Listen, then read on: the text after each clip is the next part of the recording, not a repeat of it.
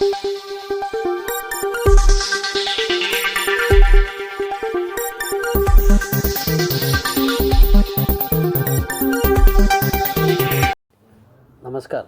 Asian news चॅनलमध्ये आपले स्वागत आहे.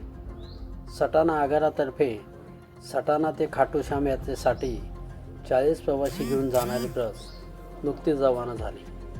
यापूर्वीही 5 जानेवारीला सटाणा आगारातून महाराष्ट्रातील पहिली बस खाटू श्याम यात्रेसाठी रवाना करण्याचा मान सटाणा आगाराला मिळाला असून सर्व यात्रेकरू आनंदायी वातावरणात रवाना झाले. या संदर्भातील माहिती आगार व्यवस्थापक राजेंद्र आहिरे यांनी दिली.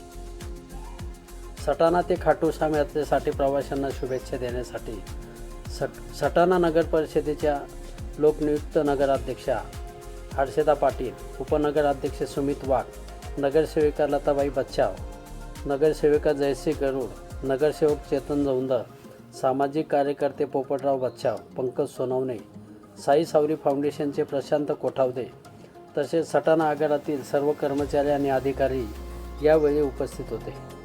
यावेळी बसला नारळ अर्पण करून हिरवा झेंडा दाखवून बस मार्गस्थ करण्यात आली. या कार्यक्रमाच्या निमित्ताने नवनिर्वाचित नगराध्यक्ष तसेच नगरसेवकांचा आगार व्यवस्थापक राजेंद्र आहिरे यांच्या हस्ते सत्कार करण्यात आला.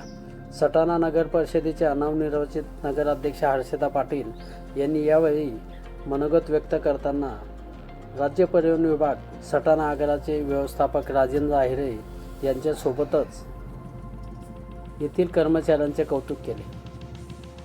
सटाणा आगाराने संपूर्ण राज्यभर एक वेगळी ओळख उभी केल्याने सटाण्याचे नाव राज्यभर पोहोचलेले आहे.